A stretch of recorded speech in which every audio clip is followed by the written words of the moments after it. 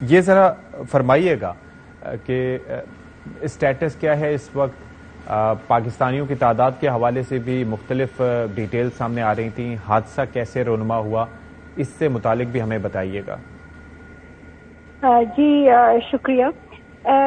یہ حادثہ تو کی ایگزیکٹ ڈیٹیلز تو آہستہ آہستہ سامنے آئیں گی کیونکہ گریک حکام اس کی انویسٹیگیشنز کر رہے ہیں. یہ کشتی تھی جو کہ لیبیا سے چلی یورپ کی طرف جا رہی تھی. تو یہ گریس کے ٹیریٹوریل واٹرز میں اس کا حادثہ ہوا ہے. اور اصل مسئلہ یہ ہے کہ کسی کو بھی ایگزیکٹ فگرز نہیں پتا کہ اس کشتی میں کتنے لوگ سوار تھے کیونکہ یہ کوئی انہوں نے کسی نے بھی کوئی ویزا نہیں لیا, کوئی پیسنجر مینیفیسٹ یا کوئی ایک کشتی میں سوار مسافروں کی کوئی فہرست ہوتی ہے وہ بھی نہیں تھی. تو بہت سارے لوگوں رجسٹریشن نہیں ہوئی, کسی طرز کی رجسٹریشن نہیں ہوئی. تو اس لیے جو بھی ہم فگرز سن رہے ہیں, مختلف فگرز آپ سن رہے ہوں گے, وہ سب اسپیکولیشن پہ بیسڈ ہیں. ایگزیکٹ فگرز کسی کے پاس نہیں ہیں. ایگزیکٹ فگرز اس وقت وہی ہیں جو کہ لوگ بچائے جا چکے ہیں. 104 لوگوں کو انہوں نے بچایا. وہ ان میں سے 12 پاکستانی ہیں جو کہ خیریت سے ہیں. ان میں سے 2 پاکستانی جو تھے کل وہ ہسپتال میں تھے لیکن آج وہ ڈسچارج ہو گئے ہیں. تو وہ بھی اب باقی پاکستانی کی طرح وہ اس وقت ایک ہی جگہ پر جہاں پر انہوں نے ایک کیمپ سا بنایا ہے وہاں پر اس وقت سب موجود ہیں. دوسری فگر جو کہ کنفرم فگر ہے وہ یہ ہے جو کہ ڈیڈ باڈیز نکالی جا چکی ہیں پانی میں سے, وہ 79 کی فگر ہے. کل 78 تھی, آج ایک اور باڈی نکلی تو 79 کی فگر ہے. لیکن اس میں بھی اب آئیڈینٹیفیکیشن ہوگی اور یہ آئیڈینٹیفیکیشن ہوگی on the basis of DNA testing. اور اس پہ بھی ان میں سے پاکستانی کتنے ہیں؟ دیکھیں کہ ابھی اس میں جس طرح سے میں نے کہا کہ ابھی آئیڈینٹیفیکیشن پروسیس شروع ہو رہا ہے کیونکہ یہ DNA کی بیسس پر ہوگا.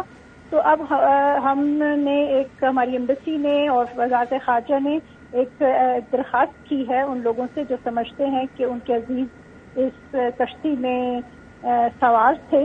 تو ان سے درخواست کی ہے کہ وہ اپنے DNA سیمپلز بھجوائیں تاکہ DNA میچنگ کی جا سکے اور پتہ چل سکے ان کے رشتہ دار ہیں کہ نہیں, کوئی پاکستانی ہے کہ نہیں. اچھا, تو DNA سیمپلز کہاں پر بھجوانے ہوں گے؟ اس کے لیے آپ نے کوئی فوکل پرسن مقرر کیا ہے جو ان سے بات کر سکے, ایک جگہ پہ ان کے سیمپلز گیدر کر سکے؟ جی بالکل, اس پہ ہماری ایمبیسی کی ای میل ایڈریس سرکولیٹ ہوا ہے اور وہ ہم نے بڑا وائڈلی سرکولیٹ کیا. آپ سے بھی درخواست ہے کہ وہ آپ اپنے ناظرین کے ساتھ شیئر کر لیں. اور اسی طریقے سے ہمارے جو ہیلپ لائن نمبرز ہیں ایمبیسی کے وہ بھی سرکولیٹ ہوئے. اس دن سے جس دن حادثہ ہوا تھا اسی دن سے ہماری ایمبیسی نے ایک ہیلپ لائن 24/7 ہیلپ لائن بنائی تھی اور یہ راؤنڈ دا کلاک ہماری ایمبیسی کے لوگ کام کر رہے ہیں. اس کا نمبر بتا دیجیے اگر آپ یہاں پر بتا سکیں. جی میں آپ کو اس طرح کرتی ہوں, آپ کو بھی ٹیکسٹ کر دیتی ہوں. یہ نمبر 3-4 نمبر ہے, میں بھی آپ کو ٹیکسٹ کر دیتی ہوں. اچھا چلے, ایک چیز مجھے یہ بتائیے گا کہ جو پاکستانی وہاں پر کیمپس میں ہیں جن کو لے جایا گیا ہے ان تک کوئی ایکسیس دی گئی ہے, کاؤنسلر ایکسیس دی گئی ہے؟ آپ کی ایمبیسی, پاکستانی ایمبیسی جو وہاں پر ہے وہ ان سے رابطے میں ہے, ان سے کوئی بات ہوئی ہے؟ جو 10 لوگ کل کیمپ میں تھے ان سے ہماری ایمبیسی کے افسروں کی ملاقات ہوئی. 2 لوگ کل ہسپتال میں تھے تو ان کے ساتھ ملاقات کی اجازت نہیں تھی.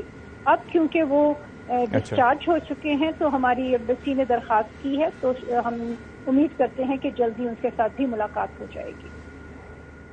اور پاکستان کو واپس لانے کے لیے کیا ارینجمنٹس کیے جا رہے ہیں اس سے متعلق؟ دیکھیں اس میں تھوڑا وقت لگ سکتا ہے کیونکہ اس وقت اس پہ گریک حکام انویسٹیگیشنز کر رہے ہیں, ان سے بات چیت ہو رہی ہے اور جانا جا رہا ہے کہ کیا سرکمسٹانسز تھے جس میں یہ کشتی چلی, کون لوگ تھے اس کے پیچھے اور پھر یہ کشتی کا حادثہ کیسے آیا. تو یہ شاید فوری طور پر نہ ہو سکے, اس میں تھوڑا وقت لگ جائے گا.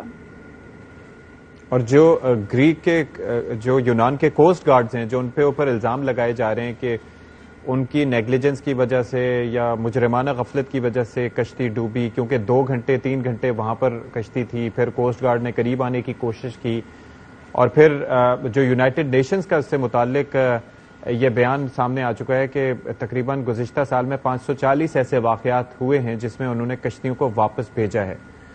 تو اس متعلق بھی آپ کچھ بات چیت کر رہے ہیں یونان کے حکام سے؟ جی، یونان کے ساتھ ہمیں بڑا ایک کوآپریٹو ماحول میں بات چیت ہو رہی ہے، اور سارے جو ایشوز ہیں وہ ڈسکس ہو رہے ہیں، اور سب سے اہم یہ ہے کہ جو باڈیز کی آئیڈینٹیفیکیشن جتنی جلدی ہو سکے کی جائے. All right.